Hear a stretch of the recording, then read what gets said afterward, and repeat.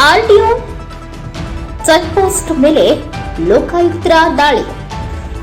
ವಿಜಯನಗರ ಜಿಲ್ಲೆ Hosapete RTO checkpost ಮೇಲೆ ಮಾನ್ಯ ಪೊಲೀಸ್ ಅಧೀಕ್ಷಕರು, ಕರ್ನಾಟಕ ಲೋಕಾಯುಕ್ತ ಬಳ್ಳಾರಿ ಮತ್ತು ಡಿವೈಎಸ್ಪಿ ಕರ್ನಾಟಕ ಲೋಕಾಯುಕ್ತ ಹೊಸಪೇಟೆ ಅವರ ಮಾರ್ಗದರ್ಶನದಲ್ಲಿ ರಾಜೇಶ್ ಪೊಲೀಸ್ ಇನ್ಸ್ಪೆಕ್ಟರ್, ಲೋಕಾಯುಕ್ತ ಠಾಣೆ ಹೊಸಪೇಟೆ ಅವರ ನೇತೃತ್ವದಲ್ಲಿ ದಿನಾಂಕ 29/12/2024 ರಾತ್ರಿ 8 ಗಂಟೆಗೆ ಹೊಸಪೇಟೆ ನಗರದ NH 50ರಲ್ಲಿ ಆರ್ಟಿಒ ಚೆಕ್ಪೋಸ್ಟ್ ಮೇಲೆ ದಾಳಿ ನಡೆಸಿದ್ದು, ದಾಳಿ ಸಮಯದಲ್ಲಿ ಆರ್ಟಿಒ ಇನ್ಸ್ಪೆಕ್ಟರ್ ಶ್ರೀ ಮೊಹಮ್ಮದ್ ಶರೀಫ್, ಚಾಲಕ ದೇವರಾಜ್, ಹೋಂಗಾರ್ಡ್ ಗಿರೀಶ್ ಮತ್ತು ಇಬ್ಬರು ಖಾಸಗಿ ವ್ಯಕ್ತಿಗಳನ್ನು ಹಾಗೂ ಆರ್ಟಿಒ ವಾಹನವನ್ನು ತಪಾಸಣೆ ಮಾಡಿತು.